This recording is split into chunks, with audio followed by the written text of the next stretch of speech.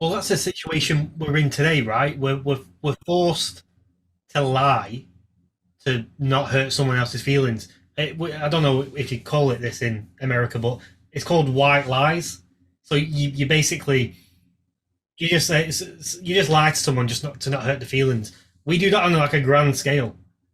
This I don't know fully well. Some people do that. See, I don't think most people do. Well, But it's getting sort of implemented more and more into society. I mean, if you look at the I'm going to call it a gender crisis. If you look at the gender crisis, more and more people are starting to who maybe a couple of years ago might have said, yeah, there's only two genders. They're starting to be convinced if by these no, mainstream no, platforms no, by they're not. No, I disagree with you there. Let me explain why. There is no gender crisis. There are two genders, period.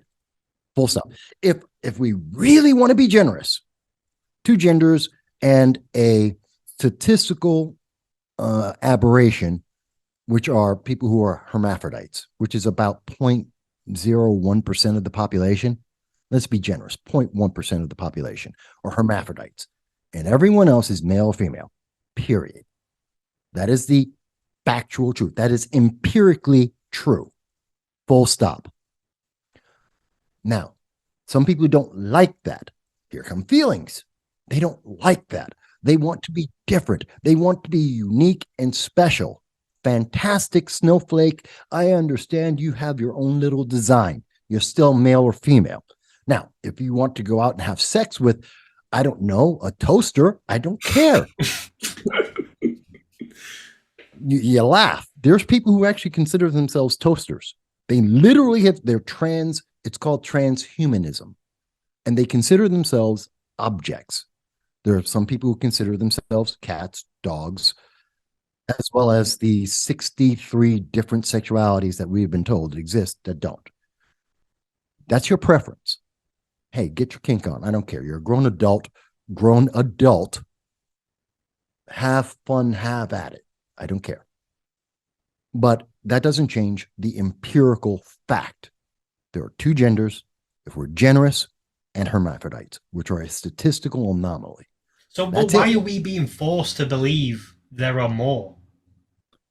Because there's always someone who's being oppressed, and there's always an underdog, and everyone wants to root for the underdog. And if I am the champion of the underdog, I get votes, I get support, I get money.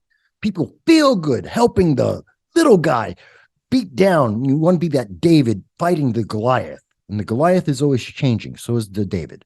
That's what equity is all about. It's always changing who gets to be David, and they change who's the Goliath. It's always changing. And notice who's changing it. A small handful of elites, and their goal is to maintain power. They keep changing the group so they can always be on top. They're always the people who are helping. They're the good guys. They make you feel good to fight those evil people who are constantly changing. So you obey.